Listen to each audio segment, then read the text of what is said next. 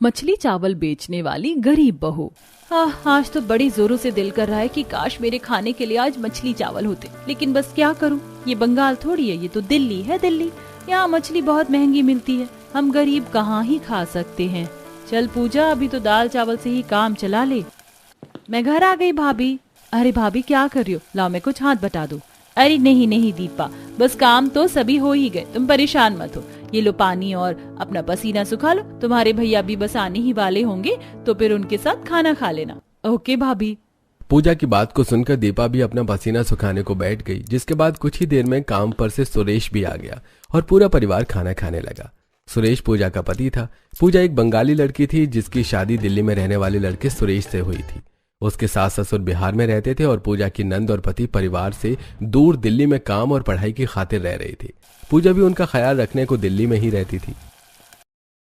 पूजा, थोड़ी सी दाल डाल दो। जी हाँ डालती हूँ। आप इतनी कम दाल क्यों खा रहे हो, ठीक से डलवाओ ना। क्या बात है जी, बड़ी थके थके लग रहे हो। अरे कुछ नहीं। नहीं भैया कुछ तो है, आप कभी इतने परेशान नजर नहीं आए, बताओ ना कि क्या बात है। अरे बस क्या बात होगी, गरीबों का तो एक जैसा ही रोना है, घर की टेंशन। अब भी देखो मालिक ने धीरे धीरे करके 3 घंटे काम के बढ़ा दिए हैं और पैसे पर कोई फर्क नहीं है। घर का किराया, बिजली का बिल, फिर राशन और माँ बाबा को भी कुछ भेजना ही पड़ता है। बड़ा दिमाग खराब हो रखा है। भैया आप क्यों परेशान होते हो, आप हम सभी के लिए काम कर तो रहे हो और ऊपर वाला भी ये देख रहा है, तो आप बस मेहनत करो, सब कुछ भगवान जी करवा देंगे।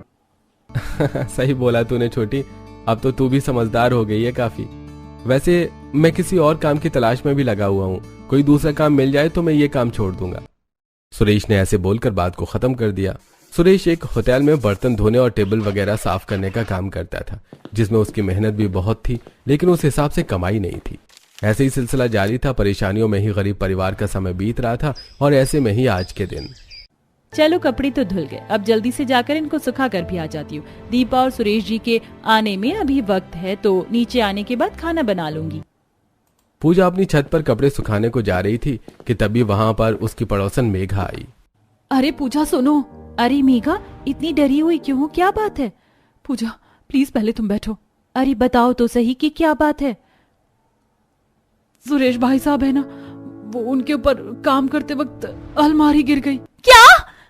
कहाँ है अलमारी, कैसी अलमारी? तुम मुझसे झूठ बोल रही हो ना मेघा। अरे संभालो खुद को पूजा बहन, मेरे पति है ना, वो उनको हॉस्पिटल लेकर गए हुए हैं, वो लोग बस आते ही होंगे। मुझे सुरेश जी के पास जाना है, मुझे उनके पास ले चलो। अरे वो बस आने वाले हैं, संभाल खुद को पूजा। पूजा सुरेश के चोट लगने की खबर सुनकर आपे से बाहर होने लगी। मेघा ने उसे कैसे कैसे संभाला, जिसके बाद कुछ देर बाद ही सुरेश को मेघा का पति राम पकड़कर घर ले आया।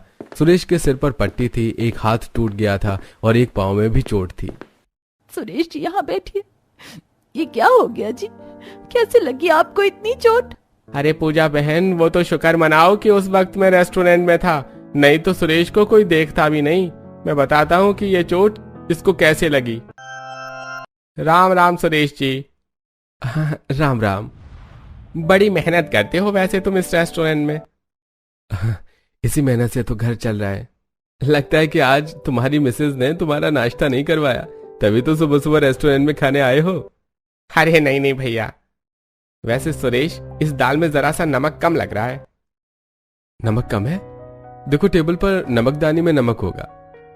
अरे ये तो खाली है, लाओ मैं इसको भरकर लाता हूँ। सुरेश ऐसे बोलकर अलमारी से नमक लेने को चला गया। नमक का डिब्बा काफी ऊपर था और बड़ी सी अलमारी पूरी सामान से भरी हुई थी।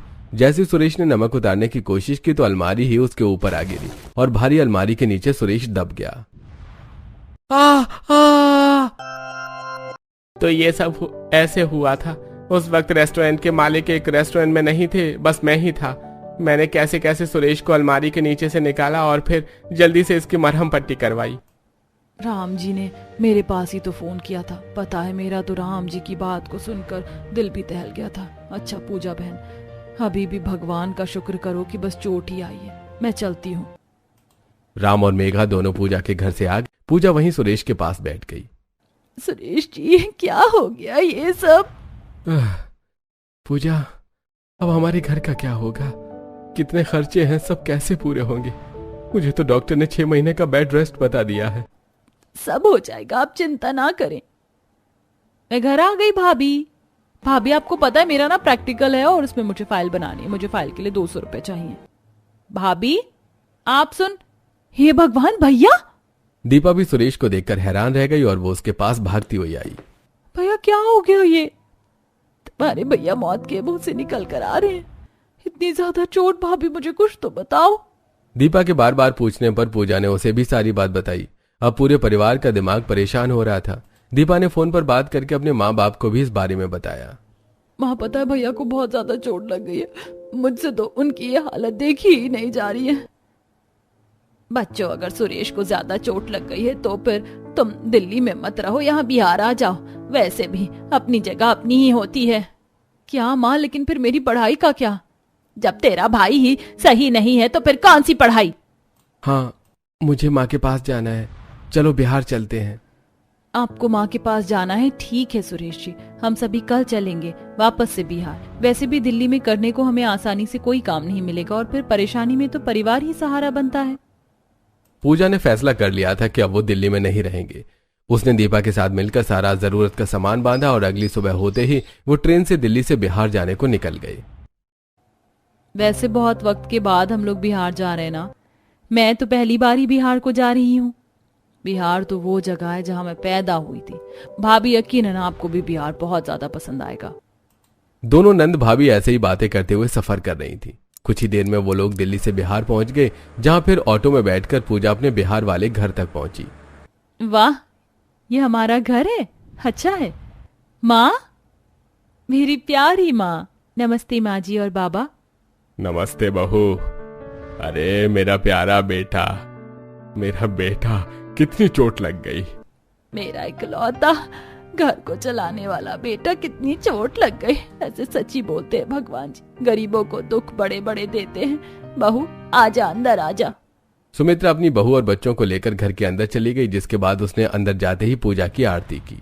बहू, मैंने सोचा हुआ था कि जब मेरी बहू यहाँ आएगी मैं उसका बड़े ही अच्छे से स्वागत करूंगी, लेकिन बस हालात देखो कि कैसे भगवान ने मेरे बहू बेटे को घर भेजा है। कोई बात नहीं माँ जी, आपको देख लिया तो बस स्वागत समझो, सबसे ज्यादा अच्छे से हो गया। तो भीना बहू बड़े ही अच्छे से बात करती है। अच्छा बता कि तू क्या खाएगी? आज दोपहर को फिर वही बना लेंगे। माँ जी जो भी हैसियत के हिसाब से मिल जाए वही खा लेंगे। तो भीना बहुत ज्यादा सोचती है। चल आजा मेरे साथ बाजार चल, इस बहाने तू बिहार का बाजार भी देख लेगी और मैं खाने का सामान भी ले आऊंगी। जी माँ जी, चलिए मैं तैयार हूँ।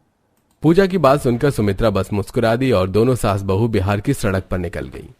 माँ जी यहाँ की सड़कों पर तो बहुत कम रश है, रास्ते भी खुले खुले हैं।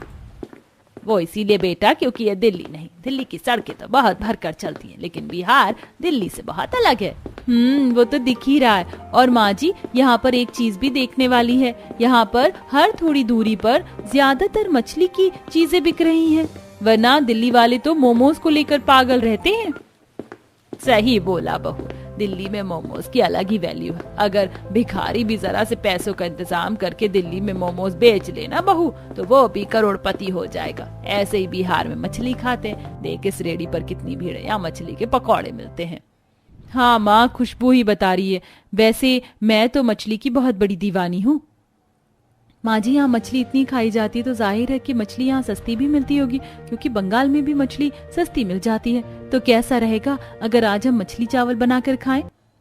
बहू बहुत ही अच्छा, मेरा तो सुनते ही दिल कर गया गर्मा गर्म मछली चावल खाने का। मेरा भी काफी दिनों से बंगाली मछली चावल खाने का दिल हो रहा है। चलो तो माँ, हम मछली और चावल ही लेकर चलते हैं। आज आपकी बहू आपको खाना बनाकर खिलाएगी। पूजा की बात को सुनकर सुमित्रा बस मुस्कुरा दी। बस फिर क्या था, उन्होंने मछली और चावल लिए जो कि ज्यादा महंगे भी नहीं आए, और फिर घर आकर पूजा ने मछली चावल बनाना शुरू कर दिया। शुरुआत में तो मछली के अंदर से बड़ी अजीब सी बास फैलने लगी। भाभी क्या बना रही हो? सारी नाक के बाल जलने को तैयार है। मैं मछली चावल बना रही हूँ, थोड़ी देर को ये बदबू झेल लो। अभी जब ग्रेवी बन जाएगी तो मैं मछली को इसमें मिला दूंगी, फिर यही बदबू खुशबू बनकर उड़ेगी। पूजा की बात सुनकर सभी ने अपनी नाक ढक कर 5 मिनट गुजारे और 5 मिनट के बाद में वही बदबू खुशबू में बदल गई। वाह, मछली की खुशबू। एक अरसे के बाद ऐसी खुशबू सूंघ रहा हूँ। भाई वाह, बहुत ही अच्छी खुशबू आ रही है। मन कर रहा है कि बस जल्दी से खा लूं ये मछली चावल। बस समझो बन ही गए मछली चावल। बनते ही सभी खा लेना, ये गर्मा गर्म ही अच्छे लगते हैं। बहू हम तो इंतजार में बैठे हैं। अभी सुमित्रा ने ऐसे बोला ही था कि तभी वहां पर उसकी पड़ोसन भी आ गई। राम राम सुमित्रा बहन। अरे सुमित्रा बहन, बहू ले आई हो दिल्ली से और बताया तक नहीं। हाँ वाओ, बैठो शालिनी और शांता बहन। बस अभी कुछ घंटों पहले ही तो आई है बहू और आते ही रसोई में लग गई। अच्छा, तो ये सारे मोहल्ले की खुशबू तुम्हारी बहू के खाने की उड़ रही है। हाँ, वही मछली चावल बना रही है। बैठी रहो बहनों, आज मेरी बहू ने इस घर की रसोई में पहली बार काम किया, तो मतलब आज इसकी पहली रसोई की रस्म हुई। तुम लोग भी खा कर जाना। सुमित्रा ने शांता और शालिनी दोनों को रुका लिया। कुछ ही देर में पूजा सभी के लिए मछली चावल परोस कर ले आई, जिसको घर वालों समेत शांता और शालिनी भी खाने लगी।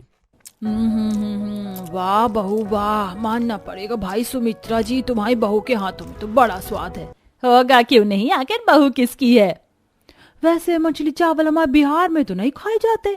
हाँ जी, ये बंगाली मछली चावल है, बहू मेरी बंगालन है। तो अभी तो बहुत ही अच्छे मछली चावल बनाए बहू ने सुमित्रा जी। लो बहन, बहू को हमारी तरफ से शगुन दे देना। शालिनी और शांता दोनों ने खुशी में पूजा को शगुन दिया। उनके जाने के बाद परिवार वालों ने भी मछली चावल खाए, जो कि उनको भी बहुत ही ज्यादा पसंद आए। भाभी ये तो बहुत ही ज्यादा टेस्टी है। आप ये बताओ कि आप ये मछली चावल दिल्ली में क्यों नहीं बनाती थी। क्योंकि वो दिल्ली थी और मुझे पता था कि वहाँ पर मछली सस्ती नहीं मिलेगी, बस इसीलिए मैंने कभी भी वहाँ मछली चावल बनाने की बात नहीं की। लेकिन भाभी सच में ये बहुत ही ज्यादा टेस्टी है। अगर किसी रेस्टोरेंट में हम बेचे ना तो सच में ये मछली चावल बहुत ही धड़ल्ले से बिकेंगे। ऐसा क्या। अरे माँ जी आइडिया। माँ हम काम की तरफ से परेशान हैं, सुरेश जी को भी चोट लगी हुई है और ये 6 महीने से पहले कुछ नहीं कर सकते। तो फिर कैसा रहेगा अगर मैं बिहार में मछली चावल बेचूं तो। तुम मछली चावल बेचोगी? बस पूजा। क्यों, मैं बेच नहीं सकती हूँ क्या सुरेश जी। आज की नारी क्या कुछ नहीं करे, आप मुझे ये बताएं। अरे घर को चलाना बस जिम्मेदारी आदमी की नहीं औरत की भी होती है, और एक औरत होना मेरी कमजोरी नहीं, मेरी सबसे बड़ी ताकत है। हाँ बहू, तूने सही कहा। अब जब घर का इकलौता कमाने वाला ही इस हालत में नहीं है कि वो कुछ कर पाए, तो उसका मतलब ये थोड़ी है कि हम हाथ पर हाथ रख कर बैठ जाएंगे। तू बेच, तुझे क्या करना है, मैं तेरे साथ हूँ। सुमित्रा, बस बोल देने से काम नहीं होते हैं। हर काम को करने से पहले पैसा होना चाहिए, वो कहाँ से आएगा। मैं अपनी बहू की मदद करूंगी अपनी इकलौती बची हुई पायलों को बेचकर। तुम उन पायलों की बात कर रही हो क्या, जो माँ ने तुम्हें दी थी? सुमित्रा मजाक मत करो। जानती हो ना माँ ने कैसे कैसे पैसे बचाकर तुम्हें वो पायलें पहली रसोई के शगुन के रूप में दी थी, और तुम उन्हें बेच दोगी। आपकी माँ ने अपनी बहू को देने को मेहनत की थी और मैं उनसे अपनी बहू की मदद करूंगी। माँ जी, अगर वो पायल इतनी ही कीमती हैं तो आप उन्हें बेचना मत, उनको गिरवी रख देना। भगवान जी ने अगर यहाँ से हमारे हालात पलट दिए तो कल को वो खत्म नहीं होंगी, मैं उन्हें छुड़ाकर आपको दे दूंगी। जरूर बहू, मुझे तेरे ऊपर पूरा भरोसा है। सुमित्रा और पूजा के बीच में जो बात हुई थी उन्होंने सब वैसे ही किया। सुमित्रा ने पूजा के काम के लिए अपने पांव की पायल गिरवी रख दी, जिससे पूजा को कुछ पैसे मिल गए, और उसने एक रेडी और मछली चावल बेचने के लिए राशन और हर जरूरी सामान का इंतजाम कर लिया। सामान तो सारा आ गया है, अब तो बस कल सुबह मुझे मछली चावल बेचने को निकलना है। हे भगवान जी, बस आप मेरा साथ देना और मुझे इस परीक्षा में अकेले ना करना। बहू, भगवान जी अच्छे लोगों का साथ जरूर देंगे। अब तू सोचा, कल सुबह जल्दी उठकर तुझे काम पर भी जाना है। सुमित्रा की बात को सुनकर पूजा सोने के लिए लेट गई, लेकिन रात के वक्त उसे ज्यादा नींद नहीं आ पाई, क्योंकि सुबह उठकर उसे मछली चावल बेचने को पहली बार जो निकलना था। भाभी ज्यादा टेंशन ना लो, सो जाओ, सब कुछ देखना अच्छा ही होगा। अरे दीपा, तुम सोई नहीं अभी तक? आप भी तो नहीं सो रही हैं भाभी, सो जाओ। ऐसे ही बातों में और थोड़ा बहुत सोकर रात गुजर गई। अगली सुबह जल्दी उठकर पूजा ने मछली चावल बनाने शुरू किए, जिसकी खुशबू सारे मोहल्ले में फैल गई, और 8 बजे पूजा अपनी रेडी लेकर जाने को तैयार हो गई। मैं जा रही हूँ माँ जी, मुझे आशीर्वाद दो। मेरा आशीर्वाद हमेशा तेरे साथ है बहू, जा ध्यान से जाना। अपनी सास से आशीर्वाद लेकर पूजा अपनी रेडी लेकर मछली चावल को बेचने के लिए निकल आई, और आकर वो एक रोड पर अपनी रेडी लेकर खड़ी हो गई, जहां बाकी और कई सारी रेडियां लगी हुई थी। यहाँ खड़ी होकर तो मुझे भी अजीब नहीं लग रहा है, यहाँ पर सभी लोग कुछ ना कुछ बेच ही रहे हैं। पूजा को लगा कि उसकी रेडी सही जगह पर लग गई है, लेकिन किस्मत को कुछ और ही मंजूर था। पूजा के आसपास खड़े हुए सभी रेडी वालों को पूजा की रेडी से चिढ़ मचने लगी, और तभी एक मछली के पकौड़े बेचने वाली औरत मछली के कबाब बेचने वाले आदमी से बोली, सोनपाल जी, कौन है ये औरत जो शान से अपनी रेडी यहाँ लगाए हुए खड़ी है? इसको मालूम नहीं है क्या कि ये अपना एरिया है? अरे ये तो मैं भी देख रहा हूँ कि एकदम से कौन घुस आया है। बंगाली मछली चावल वाली। सोनपाल जी, ये तो हमारी दुकानदारी खराब करवा देगी। चलो मिलकर इसकी रेडी को हटवाते हैं। हाँ जी सही है। सोनपाल और शिखा दोनों जलते हुए पूजा की रेडी पर आ गए, जहाँ पूजा मछली चावल गरम कर रही थी। अरे आइए आइए, स्वागत है। आपको मछली चावल की फुल प्लेट दूं या हाफ प्लेट? अरे बहन, ज्यादा मासूम ना बनो और यहाँ से अपनी रेडी हटाओ। चलो कहीं और को ले जाओ। क्यों? आपको क्यों हटवाना है मेरी रेडी को? क्योंकि ये हमारे बेचने की जगह है और कोई भी यहाँ ऐसे ही नहीं घुस सकता, इसलिए। ऐसा किसने बोला? मैं यहाँ किसी की जागीर पर नहीं, सरकारी जमीन पर अपनी रेडी लगाई हुई हूँ और हर भारतीय कहीं भी रेडी या कुछ भी लगा सकता है। देखो, ज्यादा हमें नियम कानून मत सिखाओ, समझ आया? ये जगह हमारी है और हम यहाँ अपनी रेडी लगाते हैं, इसलिए हम तुमको यहाँ कुछ नहीं बेचने देंगे। अरे पर लेकिन क्यों? मैं यहाँ कुछ भी क्यों नहीं बेच सकती हूँ? अभी तो मेरी रेडी पर कोई आया भी नहीं है, सभी आपकी ही रेडियो पर आए जा रहे हैं। अगर हम यहाँ खड़े होकर 4 पैसे कमा भी लूंगी तो उससे आपको क्या कमी आ जाएगी? और ग्राहक देना तो भगवान जी का काम है ना। अरे समझ में नहीं आती है क्या बात? बोला ना, यहाँ से जा तो बस जा। क्यों बहसबाजी में लगी हुई है? चाहती है क्या कि तेरी रेडी पलट दे? ठीक है, मेरी रेडी ना पलटना, मैं यहाँ से जा रही हूँ। मैं अपने काम के पहले ही दिन कोई दंगा नहीं चाहती हूँ। भगवान जी मुझे कोने में भी ग्राहक देंगे। पूजा ने शांति का दामन थामे हुए वहां से जाने का मन बना लिया। पूजा को समझ नहीं आ रहा था कि अब वो कहाँ रेडी लगाई, इसलिए वो एक मोहल्ले में चली गई और वहां पर उसने मछली चावल बेचने शुरू किए। चावल ले लो, मछली चावल गर्मा गर्म। भगवान, कहते हैं कि वो तो चींटियों को पत्थर में भी खाना देते हैं, मेरे लिए ग्राहक भी वही भेजेंगे। पूजा आस लगाए हुए ग्राहकों के आने का इंतजार करने लगी। कुछ ही देर के बाद मोहल्ले के 1-2 घरों से औरतें आई और पूजा से मछली चावल खरीदने लगी। हाँ जी बोलिए, आपको कितने मछली चावल देने हैं? मुझे बहन, मुझे 4 लोगों के लायक मछली चावल चाहिए। तुम खुद ही बता दो कि कितने सही रहेंगे। तो आप 4 फुल प्लेट ले लो। वैसे भी बंगाली मछली चावल एक इंसान 1 प्लेट तो खा ही लेगा। ठीक है, तो तुम मुझे 4 प्लेट ही दे दो। वैसे मछली चावल स्वादिष्ट तो होंगे ना? मेरा मतलब, हमने कभी बंगाली मछली चावल खाए नहीं है, तो हमें बिहार का स्वाद ही अच्छा लगता है। हाँ जी, बहुत अच्छे होंगे, आप लेकर जाओ। देखना आप कल भी आओगी। लाओ तो फिर मुझे दे दो मछली चावल, देखते हैं बंगाल का स्वाद। शोभा पूजा से 4 प्लेट मछली चावल लेकर चली गई। ऐसे ही मोहल्ले में जितने भी घर थे सभी ने पूजा से मछली चावल खरीदे और फिर दोपहर के बाद से पूजा के पास ग्राहक आने बंद हो गए।